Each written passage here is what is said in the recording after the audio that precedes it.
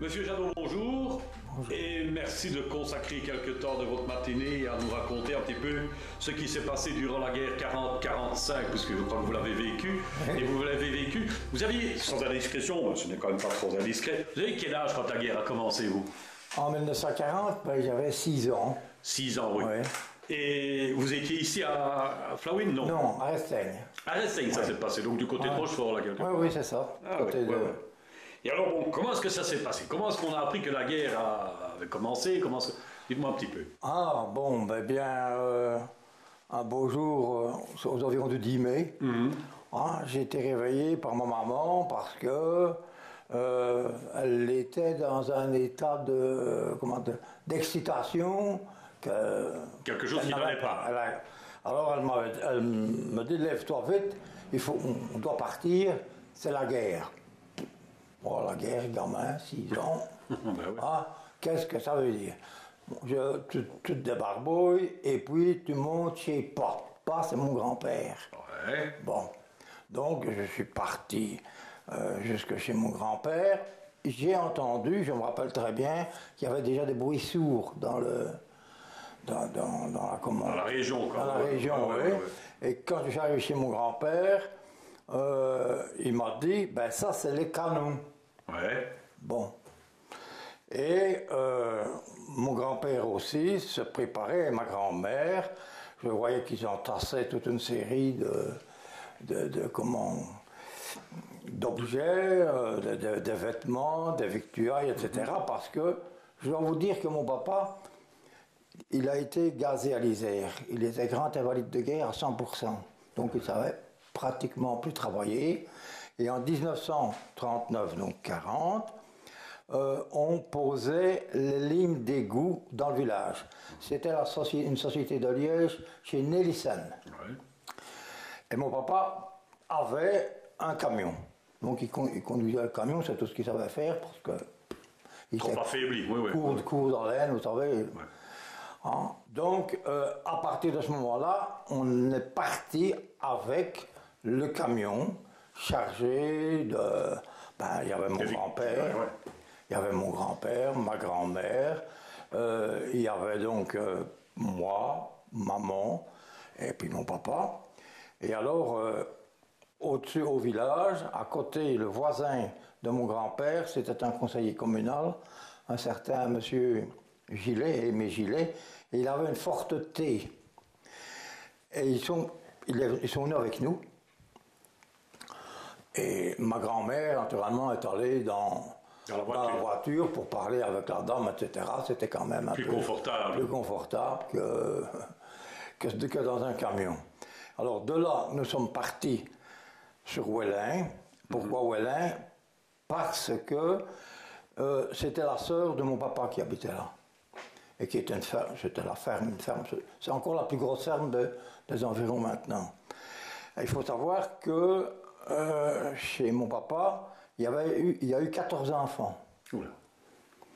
Et au point de départ, ils cultivaient dans une ferme à Rochefort, à la Beauvrie, mais pas assez grande. Ils sont tous partis et ils sont allés en France, dans une ferme, on appelait l'utilité. Et là, c'était en Champagne. Donc il y avait Asphalt. Oui. Bon, c'est là que mes grands-parents, mais du côté de papa, la maman vivait toujours, vivait là dans une ferme avec les autres fils, parce qu'il y en avait beaucoup. Hein. Donc on est parti et on est allé jusque-là, tout d'abord jusqu'à Asphalt. Oui, en Champagne-Ardenne, quoi. C'est ça, oui, où on est resté quelques jours, mais on ne pouvait pas y rester éternellement, hein, parce que tout d'abord il y avait un afflux de réfugiés, etc., qui arrivaient, et puis en plus, bon, on était quand même à plusieurs personnes, il fallait nourrir, et bon, donc on a continué notre périple en descendant dans la France. À ce niveau-là, je dois vous dire que il n'y a pas longtemps, j'ai retrouvé une carte sur laquelle ma maman avait fait le trajet. Je l'ai retrouvée, elle est en couleur, j'en ai là plusieurs exemplaires. Et c'est sur ce trajet que, tout d'abord, nous avons, à un moment donné, c'était en pleine campagne, bon, je ne sais pas vous dire l'endroit exact parce que c'était en pleine campagne, donc puis il y avait des gens plein les routes, etc. C'était l'exode, bon. Et à un moment donné, on est arrivé donc dans une plaine où à peu près à 500 mètres de la route, il y avait une ligne de chemin de fer. Et cette ligne de chemin de fer, elle était encombrée parce qu'il y avait beaucoup de trains de soldats qui redescendaient déjà vers le plus bas de la France, quoi. Bon. Et à ce moment-là, sont arrivés des Stukas. Bon. Mon grand-père qui a fait la guerre 14-18, hein, ça c'est mauvais, ça. Hein, mauvais signe, oui. Mauvais signe, hein. Faut vous dire que sur la route, il y avait de tout, hein, des gens qui poussaient des vélos, des brouettes, des tombereaux tirés par des chevaux, des vieilles personnes dessus, etc. Tout ce qui roulait était bon pour transporter, quoi. C'est ça. Et moi je revois encore les Stukas qui sont descendus, bon, pratiquement lâcher leurs bombes sur le train. Les rails d'ailleurs se sont dressés aussi au tour de l'église et on entendait crier, hein, les soldats qui étaient massacrés dans le bazar. J'imagine. Bon, à ce moment-là, on est sorti du camion et ma maman m'a pris par la main. On est entré dans une pièce de champ de blé qui était en train de mûrir. Moi, je la vois encore, elle me tirait. On courait excessivement vite, si on pouvait dire, hein, pour échapper à ça. Et puis, pendant ce temps-là, les Stukas ayant fait leur œuvre de mort, si je puis dire comme ça, ils sont revenus et ils ont repris la route en parallèle. Oui. Et ils ont mitraillé toute la route. Donc nous, on avait de la chance, on était dans le champ, etc.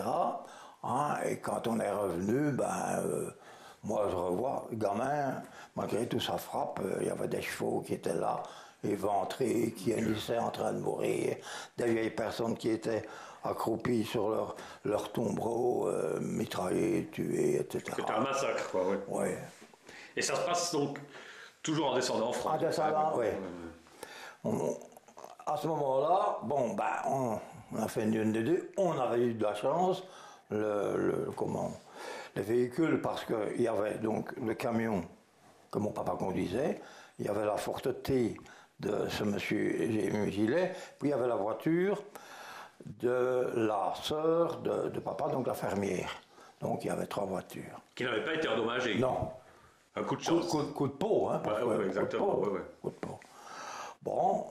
On a remonté le plus possible, en zigzagant à travers, hein, tout ce qui se trouvait là sur la route. Et à un moment donné, on est arrivé à un carrefour. Et là, il y avait un garage, mais c'était aussi un bar-tabac, comme en France. Il y avait un café, etc. Et je ne sais pas pourquoi, le grand-père lève les yeux vers le ciel, et qu'est-ce qu'on voit? Des bombardiers qui arrivaient. C'était des Italiens, parce que je me rappelle, il y avait la fameuse, il y a un insigne spécial des Romains, hein, qui avaient ça. Oui, effectivement, mais je ne le comprends pas. Le nom m'échappe, soit. Le grand-père nous dit, il faut s'arrêter, et on va être bombardé. Donc, on a rangé le camion d'un côté, les voitures de l'autre, etc. Et effectivement, il y avait dans un pré, derrière cette maison-là, il y avait un groupe de soldats qui avaient des canons. Et c'était des soldats français? Oui, des soldats français. Bon, on est entré en vitesse dans la maison, mais quand on est arrivé là, la maison était déjà en partie, pour ne pas dire très occupée par des gens, la cave était pleine. Hein? J'entendais les gens qui récitaient leur Je vous salue Marie, je me rappelle. Bon. Mon grand-père a pris la table, il y avait une table, il l'a collée contre le mur, au-dessus d'une fenêtre. Il a poussé ma grand-mère en dessous. Bon, il m'y a poussé aussi. Et puis, il a pris un tabouret et il l'a mis sur la tête, au-dessus de la tête de ma maman. Tout le monde était là, capote. Et puis, les bombes sont tombées. Bon. Et j'ai vu, vous savez, on rit maintenant, mais j'ai vu la fenêtre, comme si elle avait été poussée par une main de géant. Elle est allée se coller de l'autre côté du mur de la cuisine. Vraiment, mais soufflé, tout, hein, soufflé, carrément, tout dans boum. Hein. Puis le bombardement s'est terminé, on est ressorti. Bon, nous, on a retrouvé le camion assez vite, mais mon voisin, le vieux monsieur Gillet, avec sa forte, bon, il vient trouver mon grand-père et il lui dit en wallon, je ne retrouve pas une voiture. Bon, mon grand-père est dit, où as-tu mis? Bah, là, j'avais mis là-bas. Et regarde, il n'y a plus rien, effectivement, tout le comment ça je vais dire, tout le carrefour, avec tous des arbres, etc. C'était chamboulé quelque chose. Et finalement, on a retrouvé la voiture sous tous les débris. Comme une chose, elle n'était pas trop abîmée, complètement recouverte de terre, de... Enfin, ouais, elle était déplacée. Oh, oui. Puis bon, ben, on n'est pas resté là non plus. On a repris la route. Est-ce que vous saviez à peu près dans quelle région vous étiez à ce moment-là? On allait vers Issoudun. Issoudun, oui. On allait vers Issoudun. Ce que je sais aussi, c'est qu'après cet épisode, on est arrivé à l'entrée d'une ville. Je ne sais pas si c'est Issoudun ou pas, ça je ne sais plus dire, parce que, vous savez, quand on est entré, tout était en feu. Ben oui. Je sais que j'ai vu une personne qui était dans un parc, là, couchée, elle avait été tuée, etc. Bon, alors la fumée, etc., ça empêchait d'avoir une situation. Et puis, on ne traînait pas, on n'attendait pas. Il ne fallait pas traîner, non. On n'attendait pas la situation comme ça. Et on est descendu, on est allé jusque Châteauroux. Oui. Et à Châteauroux, ben, on a été hébergé dans une école, puisque c'était déjà à peu près les congés, etc. Puis bon, on n'y est pas resté, enfin si, on y est resté quelques temps, mais pas énorme, parce qu'on a annoncé que les Allemands progressait toujours. Oui, et que l'armistice, si on peut dire armistice, puisque la France avait été coupée en deux, qu'il fallait retourner. Alors à ce moment-là, bon, ben, on a remonté progressivement pour retourner, rentrer chez nous. Là. Oui, il faisait plus calme naturellement pour remonter. Ben oui. Ce qui est normal d'ailleurs. Ouais. Et vous êtes revenu à Resteigne alors? Et on est revenu à Resteigne. Il faut savoir que mes grands-parents avaient des chèvres et c'était un cousin qui habitait à côté, qui a même été nommé par les Allemands comme bourgmestre faisant fonction, qui, c'était à côté, ils habitaient non loin, qui surveillait la maison et qui venait donner la nourriture aux bêtes, etc. Est-ce que la maison avait souffert de vandalisme ou quelque chose comme ça? Chez mes grands-parents, non, hormis le fait que, comme mon grand-père était menuisier, il y a toute une série d'outils qui ont disparu, mais ça ne veut pas dire que c'était les gens de passage.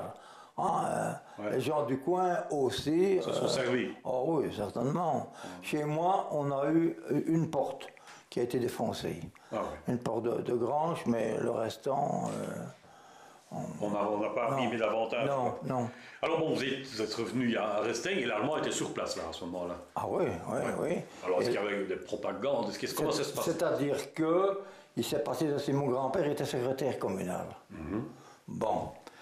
Et au village, il y avait 3 châteaux, dont un qui a été et qui ne l'est plus maintenant, c'est chez Loire, c'est les fameuses carrières Loire qui en sont propriétaires. Mais il y a eu un château qui a été construit par le baron Edmond van der Linden d'Horst. Ça nous remet dans l'histoire en 1830. Ah, oui. Donc il y avait toujours des descendants là-bas. Et les Allemands, oui, en 1940, ce château, naturellement, par les vicissitudes de l'histoire, avait été revendu, et c'était un certain monsieur Speyer, qui était d'origine anglaise, mais qui était, je dirais pas, député belge, qui l'avait racheté, mais quand les Allemands sont arrivés, il est reparti en Angleterre, il n'avait pas d'enfant, et son épouse l'a revendu par après. Mais les Allemands se sont installés là. Pourquoi ils sont installés là? Parce que ce domaine était excessivement giboyé. Ah, ouais, tiens. Les Allemands, pour la chasse, c'était... C'est le droit de l'oreille, quoi. Ouais, et il y avait, malheureusement, là, je ne sais pas dire le nom, pas une escouade, hein, mais de SS. Ouais. Ils étaient toujours là. Alors, moi, j'ai souvent vu les fameuses Kubelwagen descendre, arriver chez mon grand-père et lui dire, voilà, il y a telle disposition à prendre, il y a telle chose, etc. Donc il laissait quand même la gestion aux gens du coin, quoi. Oui, mais ils surveillaient, hein, parce que... Oui, surveillaient, mais enfin, mais malgré tout, c'est pas eux qui prenaient les décisions vraiment, proprement parler, qui allaient vers les gens. Non, eux, ils étaient là-bas, et s'il y avait un problème ou l'autre... On le disait. Ils descendaient, et ils venaient dire, parce que, comment est-ce que je vais vous dire, moi, il y a eu, à ce moment-là, en 40, lors de l'évacuation, il y a eu des Hollandais qui sont venus habiter près de chez mon grand-père, c'était les Rodenburg. Et ces gens, ont transformé une ancienne brasserie, qui était un peu plus bas dans le village, en laiterie. Ah, oui. Et les Allemands, y étaient tout le temps, parce que approvisionnement, beurre, fromage, etc., c'était constant, quoi. Donc, de rien, quoi. Ils surveillaient quand même, hein, c'est pas toujours très gai, hein, parce que... Donc ça c'est pour la vie un petit peu de la population. Oui. Et alors, à l'école, vous aviez 6 ans et demi, peut-être quelque chose par là. Est-ce que vous alliez toujours à l'école alors à ce moment-là? Oui. Ça fonctionnait toujours l'école? On allait à l'école, mais comment est-ce que je puis vous dire? Du fait que les gens étaient partis, etc., l'instituteur, moi le premier que j'ai eu, c'est ce qu'on appelait le vieux maître. Hein? Mais il avait pris sa pension, mais il était obligé de continuer encore quelques mois parce qu'il n'y avait plus personne. Il n'y a personne d'autre, bien sûr. Alors, sont arrivés au fur et à mesure, la commune faisait ce qu'elle pouvait. Moi, j'ai eu une certaine dame Lincé de Alma pour ma 2e et 3e année, puis j'ai eu un certain monsieur Jacquemin, puis il y en a encore eu un autre, et finalement, il y a encore un certain monsieur Ligodawen, et puis finalement mon oncle. Mais mon oncle, c'était en fin 45. C'était pas... Mais l'enseignement se passait normalement. Est-ce que... Oui. Est-ce qu'il y avait une petite influence peut-être allemande? Est-ce qu'il y avait une propagande ou l'autre? Non, pour ça non. Non, ça n'était pas... Non, il n'y avait pas... On ne ressortait rien, quoi. Non, sauf que, il y avait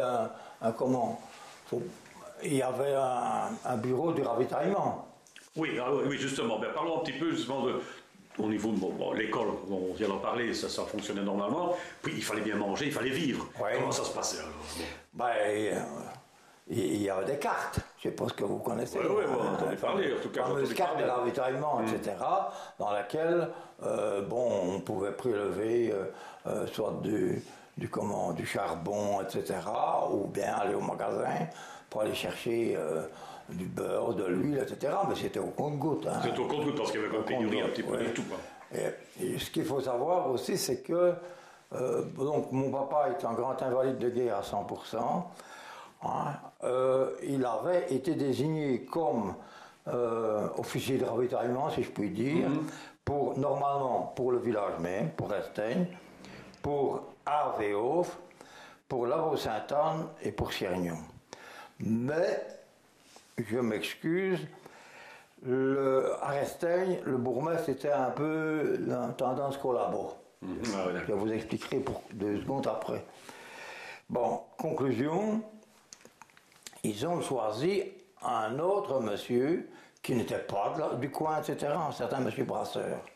Et où il y a beaucoup de magouilles, parce qu'il faut savoir que vous deviez déclarer toutes vos productions. Oui, justement, oui, voilà, justement, celui qui avait un peu du bien quelque part, ou qui pouvait produire quelque chose. Oui, toutes vos productions, vous deviez les déclarer. Vous deviez déclarer que vous aviez, par exemple, un porc. Ah, oui. Bon, je le sais parce que le monsieur, là, que vous avez vu tantôt en chose, a été un jour dénoncé. Et j'ai le compte rendu. Les gendarmes sont venus et ils ont saisi le cochon tout entier. Il fallait le déclarer. Hein, bon, voilà. Mais il n'a pas été perdu pour tout le monde. Hein. Il faut dire qu'on ne l'a pas laissé traîner là. Hein, non, non, certainement pas. Et ce ne sont pas que les Allemands qui en ont profité. Non, il y avait. Alors, le bourgmestre, je reviens 2 secondes à ce monsieur. Bon, quand les Américains sont arrivés pour la première fois, en 1944, bon, nous n'habitions pas très très loin de chez lui. Bon, il y a une personne qui est venue trouver mon papa en disant en wallon bien sûr, bon, Lambert, le Mailleur voudrait bien vous voir. J'étais avec lui, je suis allé avec lui, mais moi, j'avais une dizaine d'années. Gamin, quoi. Je ne pouvais pas saisir la portée de tout, d'ailleurs, vous allez voir pourquoi. Bon, on est entré dans la cuisine, et le monsieur était embêté, vous voyez, il était inquiet.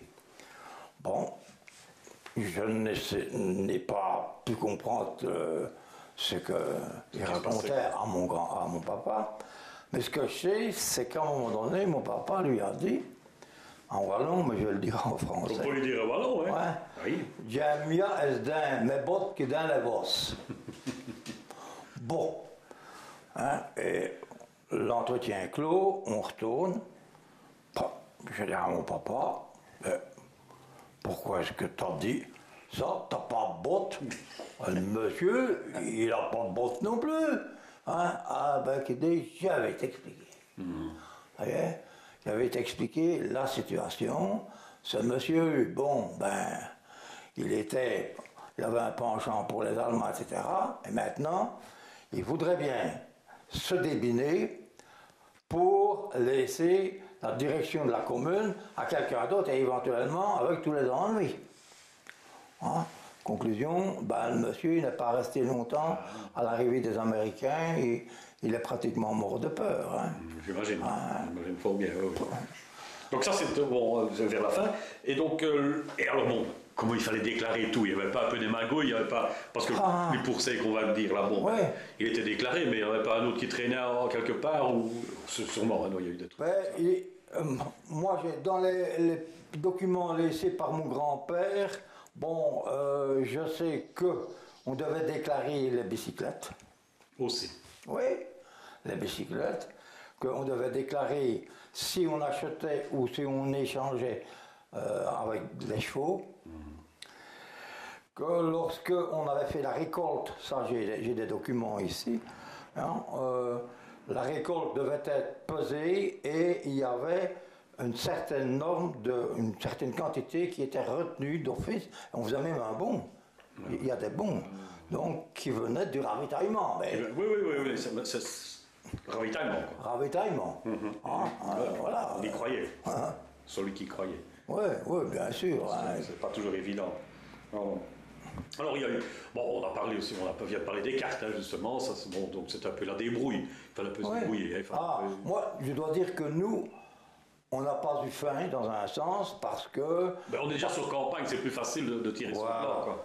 Mes grands-parents élevaient donc 2 cochons, un pour chez eux, un pour chez nous.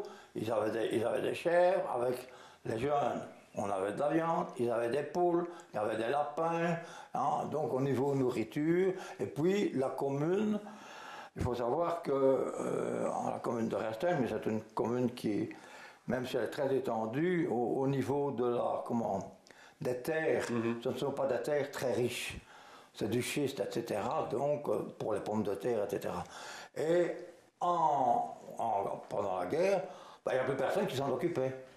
Et la commune alors avait distribué des terres à toutes les personnes du village qui le voulaient et pour qu'ils puissent y cultiver soit du froment, soit des pommes de terre, etc. Hein, mais j'étais parfois conséquent. Donc par conséquent, à partir de ce moment-là, on tirait son plan et on arrivait à vivre plus ou moins normalement. Et on allait même chose, je reviens encore avec les impôts, si je puis dire comme ça, il y avait un moulin à Chanly. C'était à Chanly qu'il y avait un moulin, où on pouvait aller faire, moudre son grain, etc. Mais là aussi, quand vous arriviez, il y avait toujours... c'était... On pouvait plus ou moins comprendre, mais enfin, on était sûr où ça allait, c'est pas trop mieux. Alors, est-ce que vous avez besoin de ce qu'on a appelé les secours d'hiver, par exemple? Est-ce que vous avez connu ça aussi? Non. Nous pas. Vous n'avez pas eu besoin d'aide vraiment d'extérieur ou d'une autre société? Non, ça n'était pas nécessaire. Non, c'est-à-dire qu'il faut quand même vous rendre compte que, comment est-ce que je vais dire, on faisait feu de tout bois. Ah oui. Moi, je me rappelle très bien que des soirées, je détricotais des vieux pulls. Ma grand-mère en refaisait des pelotes. Et puis, je retrouvais ça pour des bas, pour des bonnets, pour des gants, pour toute une série de choses. Donc, on ne faisait que ça, c'était tout le temps. C'était la débrouille. C'était tout le temps, constamment. Par force des choses, naturellement. Et même au niveau jardin, il y a beaucoup de gens qui ne le savent pas, mais même au niveau jardin, on laissait toujours dans le temps des plants pour la reproduction. Donc on laissait des poros, on laissait des carottes, des choux, que sais-je, il y a toujours un ou l'autre dans un coin qui montait en graines. On laissait fleurir. Les gens prenaient les graines et puis ils se les échangeaient. Ouais. Pour chacun avoir ses semis et pour éviter que toujours les mêmes graines dans le même sol. C'était comme au niveau humain, quoi. Eh bien, on s'échangeait, on faisait tout ça. C'était tout le temps, quoi. Ça, c'est bien, c'est magnifique, ça. Donc, on vient de parler, donc, l'école, ça a fonctionné, la nourriture, etc. On se débrouillait, nous autres. Ça se débrouillait. L'hiver, pour le chauffage, par exemple? L'hiver, il faut savoir quand même que la commune de Resteigne, elle fait toujours, mais enfin, elle est rattachée maintenant, plus de 1700 hectares. Donc, ce qu'on appelle les grands bois. La commune, elle, qu'est-ce qu'elle faisait? Chaque année, elle faisait ce qu'on appelle en wallon une passée, une vente de bois. Donc, pour vendre, il y avait un gaz forestier, parfois deux, quand celui du canton de côté venait, si c'était important. Et alors, ils sélectionnaient des hêtres ou des chênes, etc. Bon, et alors à ce moment-là, les abatteurs coupaient les têtes d'arbres, et toutes les têtes d'arbres, elles étaient numérotées, et la commune refaisait une vente de toute la tête d'arbre pour pouvoir faire sa part de bois. C'est ça, pour la bois. Donc tout le monde allait au bois, pas de problème. C'était bien, ça, c'est chouette. Donc voilà, tout ça se passe plus ou moins, enfin je ne veux pas dire bien, mais enfin il y a quand même toujours une ambiance particulière. Et cette ambiance-là, bon, l'école, la nourriture, tout ça. Est-ce que ça a empêché certains loisirs? Je ne sais pas, comme les kermesses, les fêtes de Saint-Nicolas ou les jeux, je ne sais pas. Oui, là c'était pratiquement réduit chez nous, du moins. Il n'y avait plus, ça n'existait plus, ça non? Non, Saint-Nicolas, c'était Saint-Nicolas. Il n'y avait rien, quoi. On avait deux dieux et moi, il y en avait quand c'était une bonne année. Oui, des nougettes. Ça, c'est... Est-ce que vous vous souvenez, parce que on peut parler de tout ça, de de destruction, bombardement, il n'y en a pas eu, je présume, sur les Steng là-bas. Oui, il y a eu des avions qui sont tombés quand même, 2 ou 3, mais ça a été vers la fin de la guerre, ça. Ah oui, c'était plutôt après. Oui. Mais au niveau, incident, bon, je vais peut-être vous en raconter un, parce qu'il y en a quand même eu quelques-uns. Hein. Il faut quand même savoir que les Allemands, même s'ils habitaient au château de Bestin, il y avait toujours, hein, comme me disait mon grand-père, les murs ont des oreilles. Oui, parce que bon, il y a tout ça aussi. Donc, il y avait toute la collaboration, etc. Et dans tous les villages, il y avait toujours des gens qui étaient... Oui. Si je vous permets, avant de continuer, juste un petit mot comme ça, la résistance était présente? Oui. Ça existait, donc tout ça était lié. Oui, parce que j'ai même des récits de gens de mon village, hein, Richard Goblet, un certain Richard Goblet, et ça a apparu dans une revue sur les chasseurs ardennais. J'ai toute la chose. Mais ici, si je puis me permettre, vous parliez tantôt avec les Allemands. Oui. Bon, la résistance, elle était là, il y en avait de tous les côtés. Hein, bon, et un beau jour, on n'allait pas à l'école, parce que, voilà, le maître d'école qui venait de Rouen, etc., donc j'étais en vélo, donc ça n'allait pas venir, il y avait soit de la neige, mauvais temps, etc., donc, bon. Et moi, je suis monté chez mes copains, comme on dit, tout près de l'église, un peu plus loin que l'église, et en arrivant là à cet endroit-là, qu'est-ce que je vois?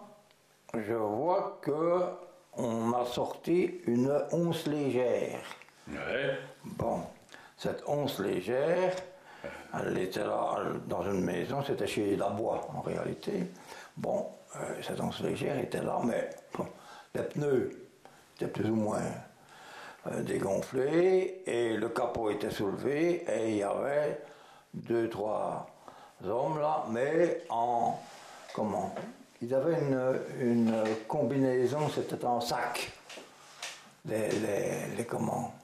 y avait donc je dirais pas des maquisards, mais c'était une combinaison plus ou moins en sac. Ah ouais. Ouais. Et ils étaient en train de supporter, ils essayaient de remettre la voiture pour la prendre et pour partir. Bon.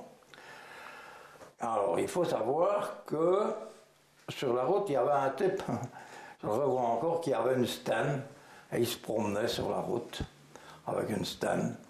Et c'était un Belge, ça? Oui, c'était un maquisard. Un maquisard, bon. Ouais. Mais à ce moment-là, venant de Tellin, parce que quand vous entrez dans le village de Resteigne en venant de Tellin, il y a un creux. Si bien que lorsque vous êtes dans le creux, vous ne voyez pas, les gens qui sont plus hauts ne le voient pas. Est arrivé un camion allemand, venant du Bestin, bâché, moi je le vois encore. Bon, le maquisard en question fait le 2, hein, il tire à la mitraillette dans le camion. Bah, la folie, ça. Exactement. Les portes ont commencé à s'ouvrir, des gens sur le seuil. Qu'est-ce qui se passe? Ah, ben, j'ai vu les hommes, surtout les hommes, les hommes pas, mais les hommes, courir parce que c'est dans la campagne, aller se cacher dans les bois, etc. Bon, très bien. Moi, je sais plus ce qu'il faut faire. Je fais demi-tour et je vais chez mon grand-père, là, qui est à 500-600 mètres, puisqu'il n'habitait pas dans le fond du village, que du contraire. J'y étais à peine de 10 minutes. 2 Kübelwagen. Paf.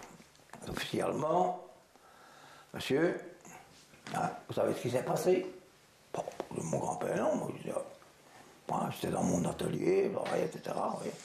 On vient de tirer sur un camion chez nous, et bon, et le camion commence à descendre, chargé d'Allemands, hein, avec les... Bon, et ils font comprendre à mon grand-père que, ben, ils avaient l'intention, c'est pas de raser le village, d'apporter une correction. Ah oui. heureusement, je reviens au bourgmestre, ils sont allés chez le bourgmestre, qui, à force sans doute de patience et pour les convaincre, leur a dit écoutez, il n'y a rien eu, sauf que vous avez des bâches qui sont trouées. Et mon Dieu, il n'y a pas mort d'homme, donc est-ce que vous ne pourriez pas essayer de. Hein, bon, ils sont montés, ils sont arrivés chez mon grand-père, ils avaient une cloche, un papier, et ils ont dit à mon grand-père voilà, il y a à l'entrée de votre maison deux soldats qui vont vous accompagner et vous allez parcourir tout le village en annonçant aux gens que pour 18 heures, tout le monde doit être rentré, tous les autres qui seront encore sur la route seront fusillés. Donc mon grand-père est parti, il avait une grosse voile. Exactement. Il est allé faire tout le tour, mais voilà, dans un petit village, ça monte, ça descend. Il a fallu un pas mal de temps pour le faire. Oui. Voilà. Donc on vivait quand même dans. On n'était jamais sûr de rien, quoi. Hein? Toujours une. Ah ouais, une appréhension, oui. Tiens, on parlait de cloches. Justement, est-ce qu'on enlevait les cloches chez vous au village? Oui. On les enlevait aussi? Oui. Ah oui. Oui. Donc elles sont parties aussi. Il y en avait deux. Il y en avait une qui avait été offerte il y a très très longtemps. Hein, mais celle-là, c'était une petite cloche. C'était offert par le curé Collignon. Mais alors la deuxième, l'avait été offerte par le baron d'Ogvorst. Ah oui, d'accord. Ah oui, voilà, mais justement. Voilà. Et ça 1300 kilos. J'ai les photos de des documents que les Allemands donc, ont pris. Ils sont venus. C'est la société Van Aren. Ça vous reste bien en mémoire tout ça, monsieur Jadot? Oh, j'ai tout ça là, moi. Ouais. Tellement ça vous a marqué, là, moi j'imagine. Ouais. Et moi je les ai vus descendre. Ils ont même essayé de quand elle a été descendue, ils ont essayé de la fendre. Ils avaient des burins, parce qu'ils n'étaient pas seuls, hein. Il y a plusieurs, ils ont essayé de la fendre. Mais ils n'y sont pas parvenus, elle est partie, elle était fêlée. Hein. Ils n'ont pas su la casser, mais ça c'était en 1943, ça. Et elles sont venues? Non, il a fallu les remplacer. Il fallait les remplacer, donc il n'y a pas eu vraiment tout. Il a fallu les remplacer. Dans certains villages. Ouais. La petite était déjà une très ancienne, donc elle n'était plus fort dans la tonalité, etc. Et on a fait trois nouvelles cloches. Ah, quand même. Ah oui, et ça a été les fonderies Schlegers de Tellin. Causard, Schlegers de Tellin, il ne faisait que ça, d'ailleurs, pas difficile. Je reviens un petit peu sur l'ambiance qui a régné pendant ces 4-5 ans. Là. Bon. Est-ce que vous avez souvenance que dans votre famille, on écoutait la radio, par exemple? Oui. Oui.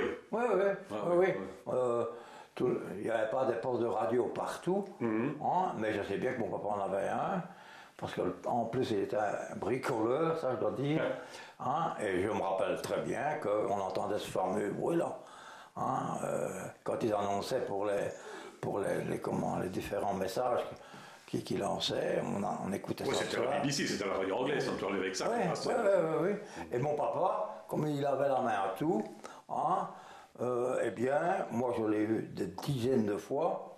Il y a des gens qui venaient le soir parce qu'ils avaient des prisonniers de guerre. Ouais.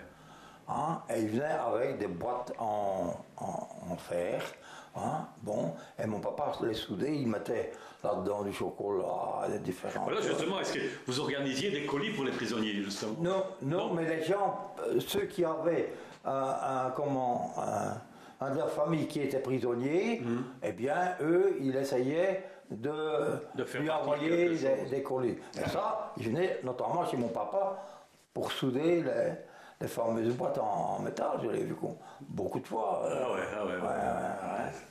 Ça c'est bien finalement, parce que c'est une façon d'apporter quelque chose aux prisonniers, mais de façon tout à fait personnelle, c'est pas organisé par pour la Croix-Rouge, ou je ne sais pas, pour une institution ou l'autre, quoi. Donc les gens étaient solidaires à ce point-là, quoi. Donc pas d'abri chez vous, pas de bombardement, puisque bon... Il y a eu des chutes de V1. Oui, quand même, oui. Oui, il y en a eu 2, mais c'est à la fin, plutôt à la fin de la guerre. Ce que je voudrais peut-être vous dire aussi, c'est ceci. C'est que, bon, mon papa, comme il allait, mais il devait avoir un oseille pour circuler sur les routes. Et alors, naturellement, la plupart du temps, chez nous, dans les villages, il y avait des routes de campagne où on va, des routes de terre, où on s'est allé d'un village à l'autre, mais plus court que par toutes les autoroutes, et puis pour se faire arrêter. Et mon papa, quand il partait pour aller soit à Siergnon ou à Lavaux-Sainte-Anne, etc., ou à Vévo, préparait toujours sa nourriture, si je puis dire comme ça, le jour avant. Donc il faisait des tartines. Bon, très bien. Et il emballait ça dans du papier gris. C'était un pain que ma grand-mère cuisait, parce que mon grand-père avait fait un four, etc., enfin, soit. Très bien. Et je ne sais pas pourquoi, un beau jour, il me semblait, parce que c'était des gros pains ronds, je le voyais, c'était un jour au soir, je vois qu'il commence à tailler. Je me fais la réponse parce que je ne sais pas, le chef, il était sévère, il m'a jamais battu, il m'a jamais rien fait de mal, mais il fallait shooter. Je me dis, mais qu'est-ce qu'il peut manger? Bon. Très bien, donc il emballe ça, etc. Et puis un jour j'ai compris. Ah ouais. A compris. Je me suis réveillé, il était au mois d'octobre, ça doit être en 42 si j'ai bon souvenir. Les boches étaient pleins à la maison. Il y avait un Allemand qui était en dessous du lit, je le vois encore, qui regardait, etc. Ils ont fouillé la maison, comme on dit, ils auraient retrouvé une aiguille dans une botte de foin. Ouais. Pourquoi? Je vais vous le dire. Parce que mon père, en allant vers Arféo, etc., traversait des bois. Et comme il y avait des avions américains qui, en revenant parfois, tombaient là, etc., il y avait des aviateurs américains. Et il avait fourni à des aviateurs américains les vêtements et il les nourrissait. Et sans doute, a-t-il été vu, je n'en sais rien, mais enfin, les Allemands de Rottbestin sont descendus et je pense qu'on a frôlé le départ vers les camps de concentration, nous autres. On n'a pas... ça s'est bien passé. Heureusement, quelque part. Heureusement, parce que... Alors bon, on a parlé aussi un peu des fêtes, etc. Bon, ça n'existait plus. Et les offices religieux, par exemple, puisque la cloche est partie, bon, est-ce que les offices religieux existaient encore, comme les messes de minuit à Noël ou un truc ainsi? Oui, ça, il faut quand même pas oublier une chose, c'est que finalement, dans le temps, encore maintenant, mais moins, le pouvoir était exercé en grande partie par le curé. Voilà, justement, oui. Faut pas oublier ça. Et il maintenait ses processions et tout ça restait malgré tout. Oui, je vous raconterai bien beaucoup de choses là-dessus. À ce niveau-là. Parce que, bon, on peut même retomber dans les élections à ce moment-là. Il faut savoir qu'en 1905, il y a eu un prêtre qui s'appelle Curé Ornay, et qui était très, très actif. Et il a fondé une communauté religieuse. Bon. Et cette communauté religieuse, bon, il y en a encore une. Elle va avoir 100 ans, elle habite ici, chez l'évêque. Parce que et cette communauté religieuse n'avait pas de bâtiment pour les loger. Ouais. Bon. Et au village, à cette époque-là, en 1905, le baron d'Hogworth était décédé. Le baron d'Hogworth étant décédé, tous les biens du baron d'Hogworth ont été rachetés par un certain Wégimont, bon, qui était un marchand de grains à Anvers, qui était richissime. Et ce monsieur a racheté tout. Et il avait fait une chose, j'ai les photos, j'ai des cartes postales. hein, il avait fait quelque chose de très très bien. C'est que à cette époque-là, il avait fait construire pour la jeunesse de Resteigne une salle de spectacle avec maison, à l'initiative ou à l'instar d'un monument de Bruxelles, hein, et on le voit sur les photos, etc. Et naturellement, ben, avec toutes les chipoteries, etc., bon, ben, on a retiré, parce qu'il y avait une pierre dans laquelle il y avait un manuscrit, on a retiré ça, et ça est passé à l'église. Ah, d'accord. Hein, c'était le curé qui dirigeait tout. Moi, j'ai entendu, excusez-moi, je fais encore un détour. Non, j'ai entendu, parce que chez nous, il n'y avait que deux partis. Hein, et je reviens sur cette histoire-là. Il y avait le PRL, ou les libéraux, comme on disait dans le temps. Bon, et il y avait les catholiques. Les catholiques, ils avaient facile, avec le curé qui avait fondé sa communauté, qui avait 25 sœurs par là, etc. Vous savez, dans un petit village de 400 habitants, 25... C'est une majorité. La voix, c'est toujours majorité, hein. C'est à chaque coup. Alors, naturellement, bon, le curé, moi j'ai entendu le curé, il s'appelait le curé Roche à l'époque.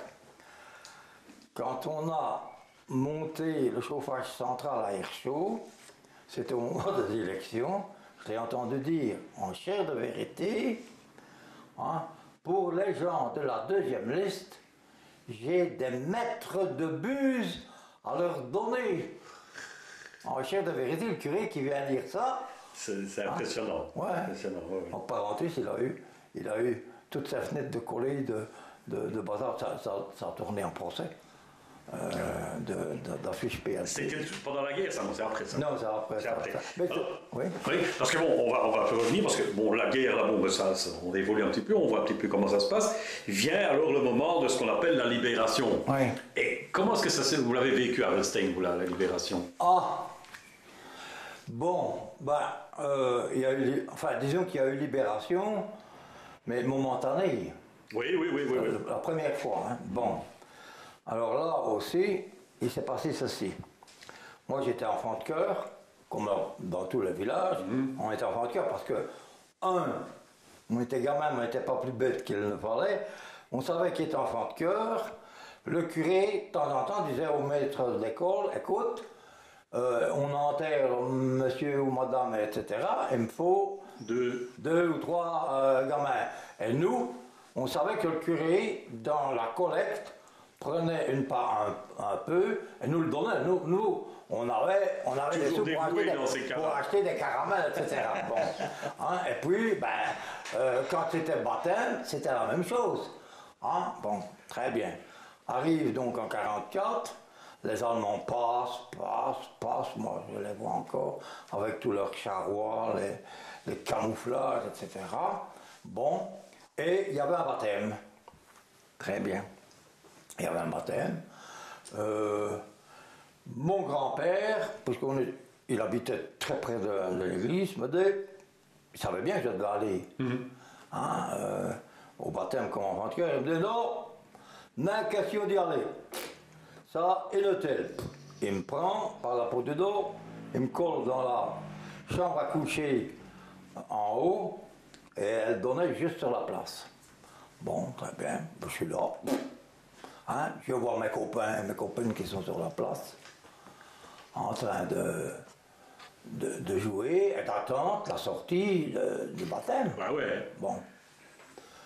Et bon, le flot des Allemands en recul se tarit, un peu rien.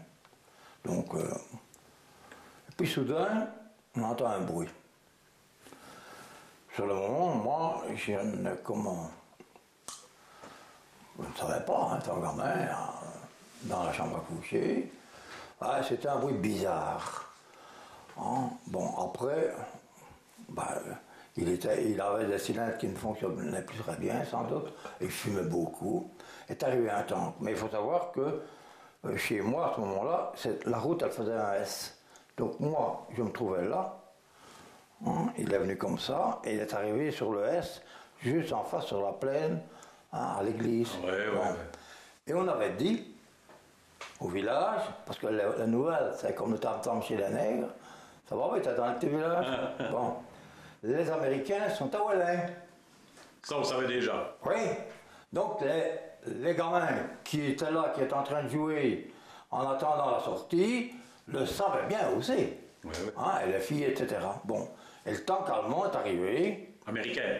Non, allemand. Un tank allemand. Oui, il est arrivé. Bon, je revois le type qui est sorti de son écoutille, qui est comme ça, comme il défilait là. Hein. Bon, il a un calot. Bon.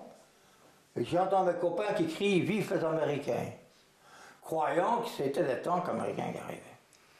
Et puis, votre serviteur a vu une flamme bleue de au moins 20 mètres de long. J'ai cru qu'il avait tiré au canon. Mais il n'avait pas fait ça, il a pris une grenade, il a basculé dans les enfants. Alors j'ai commencé à voir mes copains, copines, à gauche, à droite, par terre, etc. Il y en a encore une qui vit, qui habite à Auton, qui a autour son œil de verre, etc. Je la connais fort bien, je suis souvent en relation avec. Et de là, ils sont repartis, et puis je crois qu'ils ont été arrêtés aux environs de Bure parce que le tank n'en pouvait plus, mais enfin, bon. Les enfants. Et il y a une dame qui en est morte. Hein. Ah oui. Tellement elle a été saisie, elle les habite à côté, une explosion comme ça, et puis voir les enfants, hein, puisqu'il y en avait deux qui avaient des éclats au cerveau, qui avaient les yeux qui pendaient, hein, et puis une troisième qui avait des éclats dans le ventre. Il fallait aussi opérer parce que c'était des grenades à galets, là, hein, qu'on appelle ça. Oui, on appelle ça, oui, qui font beaucoup de temps. Oui, donc ça c'est un épisode vraiment très malheureux. Donc, mais là on est vraiment sur la fin, puisque les Allemands sont en train de capituler, là, ils s'en vont. Ils repartent après les voies parce qu'ils sont revenus. Hein. Voilà, offensive. Ah ouais, bon Rustad, moi je l'ai. Donc là vous l'avez vécu de nouveau. Ah oui. Est-ce qu'on a dû repartir ou quoi? Ou bien vous êtes resté? Comment ça s'est passé là? Il s'est passé ceci. Hein. Il faut savoir que, en 1944, lors de l'offensive de Van Rustad, les Allemands sont revenus. Ils ont démoli tout Bure. Hein. Le village de Bure, démoli. Nous étions aux avant-postes. C'est-à-dire que il y avait constamment, je dis bien constamment, des estafettes, soit allemandes, soit américaines, soit françaises, soit anglaises, hein, qui traversaient le village, qui allaient, en parenthèse, quand c'était la bataille de Bure, parce qu'il y avait de la neige, je revois encore une ambulance anglaise, hein, qui est arrivée sur le pavé de l'église, hein, et on a déchargé d'ailleurs les hommes étaient encore avec tout leur équipement, etc.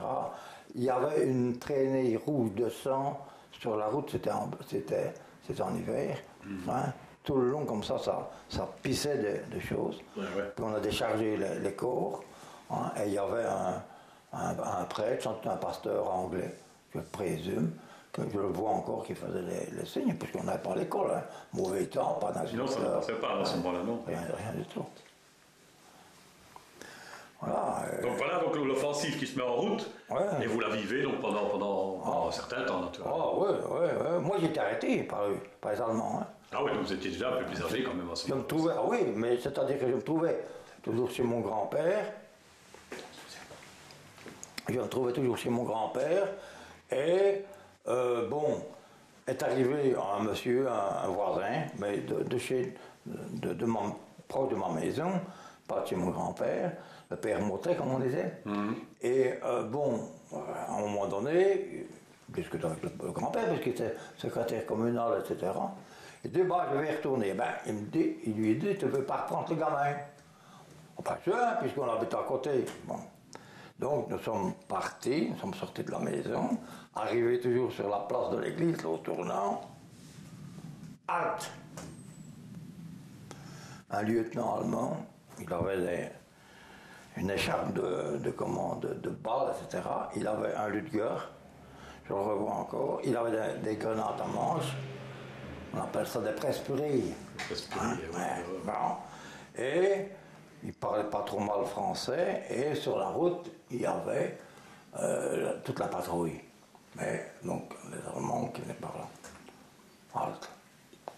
Ouais, il s'adresse au monsieur Permotel, lui disait: pas américain? Oh, il fumait la pipe. Hein. Non, qu'il dit: pas américain. Pas français? Non. Pas français. Pas anglais? Alors le père Motel lui dit en ballon: puisque je dis qu'il n'y a personne. Ah, bon, là-dessus, le type prend sa main, il met sur le revolver, il tire le revolver. Hein?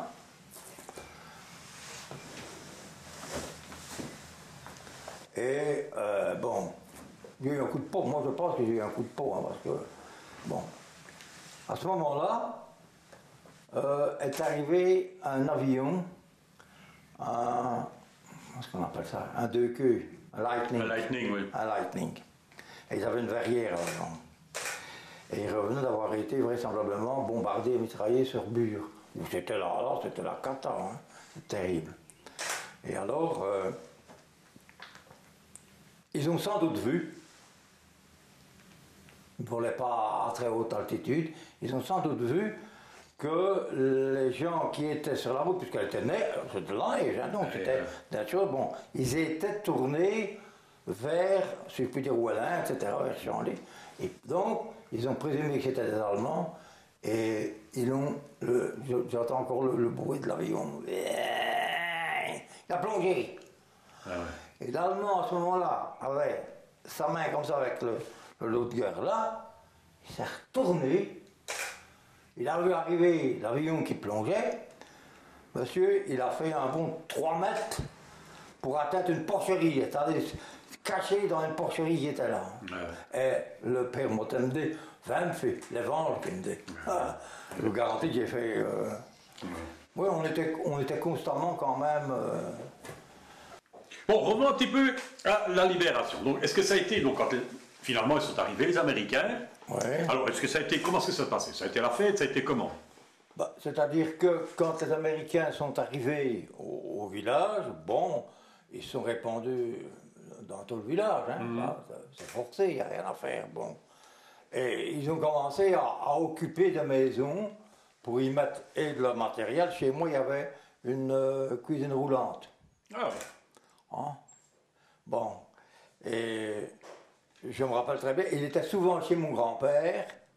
Pourquoi? Parce qu'il bricolait. Oui, non, pas pourtant, ça, pas pour ça. En 1914, donc 1914-1918, mon grand-père a été blessé et il a passé 4 ans en Angleterre. Ouais. Donc il parlait couramment, l'anglais. Je dis bien couramment, hein, pas bon, l'anglais. Hein, donc à partir de ce moment-là, les Américains, quand ils sont venus et qu'ils se sont rendus compte, puisque mon grand-père, quand les Américains sont arrivés, le premier, il y avait un tank Sherman et une Jeep avec des grands talkie-walkie comme ça dans le temps. Ouais. Bon, et lui, il a expliqué aux Américains que les Allemands avaient lancé une grenade et qu'il y avait des blessés. Et il fallait... Bon. Alors, quand ils se sont rendus compte que mon grand-père parlait enfin, l'anglais qui se débrouillait très bien, bah, ils ont fait... C'est une référence pour eux, naturellement. Ouais, ils ont fait de ça un endroit privilégié. Ouais, c'est normal. Ouais. À tel point que, hein, puisqu'on parlait des bois tantôt, hein, les gens qui avaient du bois chez nous, il y a des cordes de bois de tous les côtés, mais en hiver, c'était en 1944, il y avait 50 cm de neige, donc il était très froid, etc. Les Américains, ben, ils faisaient chauffer le poêle chez mon grand-père à vive allure, et quand il n'y en avait plus de bois chez le grand-père, ils allaient chercher chez les autres gens. Hein? Alors les gens disaient non, non, non, non. Ah oui, c'était normal, oui, oui. Hein? Ce que je me rappelle aussi, c'est que c'est la première fois que ma grand-mère a vu un noir. Ah ben oui, il y avait des noirs dans... Il est arrivé, c'est un camion qui est arrivé, c'était un GMC. Et le type est descendu, parce que, encore une fois, il venait chez le grand-père, etc. Et j'entends encore ma grand-mère qui dit ouais là, il est tout noir. J'avais jamais vu un noir. Elle le regardait. C'était rare, hein. Oui, à ce moment-là. Hein. Ouais. Ça, et... Alors, est-ce qu'ils ont distribué des petits cadeaux comme ils ont fait un peu partout Oh, aux gens, ben, ils donnaient des chiclettes aux enfants, parce que les enfants tournaient, tournaient autour. Ouais, Hein. ouais. Ah ouais. Ouais. Mais comme c'était, il faut quand même se dire que c'était, je vous dis, il y avait 50 cm de neige, donc on n'était pas tout le temps à la porte non plus, hein, parce que vous n'avez quand même pas, ça n'a pas assez. Hein. Non. On allait bien à Sklis, etc. Mais, pour le reste, on a les faux de vin. Quoi. Ouais. Et alors, bon, les semaines et les mois ont suivi, ils sont restés sur place alors, pendant un certain temps quand même. Ah oui, mais ils ont été surtout remplacés par les Anglais. Ah, ce sont les Anglais qui sont revenus à la Les place. Anglais, oui. Eux, ils sont partis un peu plus haut, si je puis dire vers Rochefort, hein, où il y a eu aussi pas mal de dégâts. Et ce sont les Anglais, comme je vous l'ai dit tantôt dans l'arrivée de l'ambulance, etc., c'était des Anglais. Ah ouais. Et alors, eux, ils sont restés longtemps. Ils sont restés longtemps. Ce que je peux vous dire, mais ça c'est une anecdote qui s'est passée en 2 secondes. À Bure, pendant la bataille, hein, pourquoi est-ce que je vous dis ça? Parce que je suis allé à l'école, j'étais instituteur, et le fils de la maison, chez Noël, était aussi instituteur. On est allés ensemble à l'école. Donc, on se connaissait très très bien. Et au cours de la bataille de Bure, les Allemands avaient occupé tout. C'était à l'époque de l'offensive, ça. En 1944, hein, sur l'offensive de Van Roosset. Bon, il s'est passé ceci, c'est que dans la maison de mon copain, les Anglais avaient fait une infirmerie pour soigner. Bon. Et de l'autre côté, il y avait une ferme, et il y avait aussi des infirmiers, etc. Et ils essayaient de se passer comme ils pouvaient des médicaments, enfin des bandages, etc. Parce que, tout ce qui pouvait intervenir dans... Les Allemands avaient tout trouvé. Hein. Ah, oui. Les Allemands avaient trouvé tous les murs intérieurs, si bien que sur 200 mètres, ils passaient d'une maison à l'autre et ils venaient tirer les Américains et surtout les Anglais dans le bazar. Et à un moment donné, il y a un Anglais qui était donc dans cette maison-là, qui est sorti pour aller chercher les médicaments la boîte de secours, on lui avait lancé, la boîte, oui. Le couvercle s'est soulevé. Le couvercle de tank s'est soulevé. Et le monsieur en question a entendu l'allemand, mais lui dire en anglais, écoute, hein, mon vieux, c'est bon pour une fois, hein, parce que c'était très pointé encore à la porte, hein, on va te flinguer. C'était un Allemand qui avait été faire des études à Cambridge. Donc il a eu de la chance quand même, et de la chance pour tous les autres aussi qui ont été soignés. Le bureau a été rasé, ce monsieur. Alors bon, après tout ça, après l'offensive, les Américains, les Anglais sont plutôt restés. Oui. Tout le monde est reparti, je suppose, à ce moment-là, par après. C'est-à-dire que pendant tout un temps, comment est-ce que je vais dire, moi, chez moi, il y avait un grand prix, un prix au moins de 2-3 hectares, et il y avait là tout un groupement de tanks. Ils faisaient des tirs de barrage sur Bure. Donc tant que Bure n'a pas été libéré, il fallait intervenir. Ah oui, il ne pouvait pas aller plus loin. Mais c'est ça, c'est fin décembre qu'ils ont quitté Bure. Ah oui, d'accord, à ce moment-là, donc oui.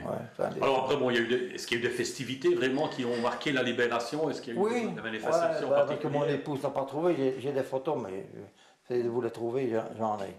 J'ai des photos concernant comment, les festivités qui ont été... C'est ça, on a fait quand même quelques festivités, Oui, quelques manifestations. Ouais. Donc ça, c'est une chose aussi. Est-ce qu'on a érigé des monuments par après, alors, les années après, je suppose, quelque chose comme ça? Non. Non, à Resteigne, il n'y a rien de particulier. Non, il n'y a pas eu, non. Non. Il n'y a pas eu de monument. Non. Non, là, ça part. Ça part. Sauf à l'entrée de Bure, là, il y a une pierre avec un temple qui est dessiné, enfin qui est sculpté. Hein, qui dit, mais ça a été plus sérieux à Bure, naturellement. Ah oui, Bure était... A été rasé, je pense. Oui. Est-ce que vous avez connaissance de personnes qui ont encore gardé des contacts avec les Américains par après, ou quelque chose comme ça? Parce que ça s'est vu, ça aussi, hein, déjà. Oui, je sais, mais chez nous, je ne peux pas... Ça, je ne peux pas vous affirmer. Peut-être bien, mais c'était plutôt... individuel, quoi. Je veux dire, les personnes ne le chantaient pas sur tous les toits. Ne le chantaient pas sur tous les toits, non. Eh bien, je crois que pour moi j'ai terminé, mais il y a une chose que j'ai oublié de vous demander, mais c'est tout à fait au début. Est-ce que vous avez une idée de combien de temps vous avez quitté Resteigne, quand on parle de l'exode justement? Combien de temps vous êtes resté sur Châteauroux avant de revenir? Faut compter au moins 2 mois. Quand même 2 mois après? Oui, d'accord. C'est ce que j'avais oublié. Au passage de la frontière, ce que je me rappelle, c'est qu'au passage de la frontière, donc pour rentrer au village, bon, on était arrêtés par les Allemands, il y avait ce qu'on appelle des feldgendarmes, avec leurs plaques, etc. Et moi, je somnolais dans le camion, et à ce moment-là, papier, aux fraises, tout le bazar, j'ai été réveillé, et l'Allemand a dit à maman, « Ah, petit garçon !» Et il m'a donné un morceau de chocolat. En préparation. T'as un aveu au binomé de vin, quoi. Ben voilà, monsieur Jadot, pour moi, ça en est terminé. Je crois qu'Annick a encore quelques questions à vous poser. Oui, c'est la place. Quand vous êtes parti en France, est-ce que vous vous souvenez comment les Français vous ont accueillis? Nous autres, on a été accueillis, on allait chez les parents de mon papa, etc. Donc, par après, comment est-ce que je vais dire, on arrivait un peu comme un cheveu dans la soupe. On ne nous connaissait pas, il n'y a pas eu d'animosité vis-à-vis de nous autres.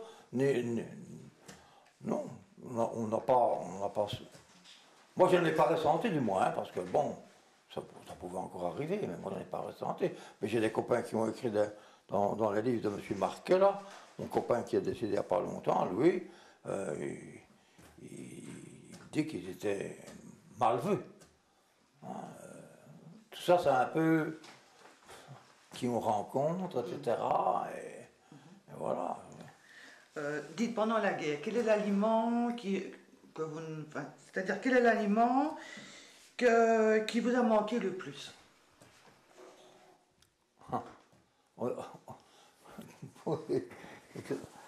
Ce que je vous ai dit tantôt, en ce qui me concerne, ce qui nous concerne, moi, je n'ai pas souvenance d'avoir eu des fruits. Les fruits, par exemple. Ma maman a fait une pneumonie en 43, par là. Et je sais bien que mon oncle, qui était instituteur à Dinan, et qui revenait toutes les semaines, avait rapporté une orange. Et je n'avais jamais vu d'orange. Ça, je me rappelle des fruits. Ça, les fruits, les oranges, etc., on n'avait pas. Alors, à l'école, par exemple, on faisait une distribution, mais soi-disant de vitamines. Il y avait sans doute un secours populaire, une histoire ainsi, et on nous distribuait sans doute des vitamines au niveau. Mais nourriture, non, madame. On avait tout, dans un sens, on avait des pommes de terre, on avait des vergers avec des pommes, etc. Donc d'ailleurs, c'est pas difficile. Dans la cave chez mon grand-père, puisqu'il était menuisier, etc., il avait fait de très grands, on appelle ça des passés, mais enfin, soit. Et on les faisait sécher dans le four, puisque mon grand-père a fait un four, on faisait des chiches. des pommes. Hein. Et alors on mettait ça dans des boîtes de fer. Alors en plein hiver, ben, si on voulait faire de la compote, on allait chercher ça, bon, etc. On avait des poules, on avait des lapins, cochons, hein, avec un cochon malgré tout. Hein. Et puis il faut dire aussi que la nourriture, si je puis dire comme ça, n'était pas. On ne mangeait pas du beefsteak tous les jours. Hein. C'est pas. Donc. Mais le restant, le ravitaillement, ben voilà. Il fallait aller chercher des choses alors. Et parlez-moi un petit peu des deux bombes, le V1 et peut-être même le V2 si vous Ben, V1. Il y a eu deux V1. Je me trouvais à l'école. Et vous devez savoir que le V1, c'était bien sûr une bombe volante. Et il était pulsé par ce qu'on appelle un stator. C'est-à-dire que derrière, c'est une sorte de moteur à réaction. Mais, bon, à un moment donné, les Allemands, comment est-ce que je vais dire, moi, mettaient un certain nombre de litres, si je puis dire comme ça, de kérosène ou autre chose. Et puis à un moment donné, ça c'était le plus dangereux, c'est que lorsque le V1 arrivait en bout de course, hein, on n'entendait plus. Le moteur était arrêté. Hein, alors, bon, c'est comme ça que il venait, je ne sais pas d'où, moi. Normalement, c'est à Linchamp, c'est tout un bois. C'est un bois spécial, c'est une futaie spéciale, elle est protégée. Et il a été accroché par des hêtres. Parce qu'il faut quand même savoir qu'un chêne ou un hêtre, ça monte à 30-40 mètres. Hein. Bon. Et conséquence aussi, c'est que lorsqu'il est tombé là, tous les arbres ont été pas pulvérisés, mais seulement ils ont tous reçu des déchets de mitraille. Ça a été vendu pour rien. Je me rappelle bien, on allait scier ça. Et puis bon, ben, on avait fait 4 traits et bing, on était dans les morceaux de tôle, etc. Ça c'est. Ouais. Voilà, je vous remercie beaucoup. Oui. Et maintenant, nous allons regarder les photographies. Je vais vous donner les photographies.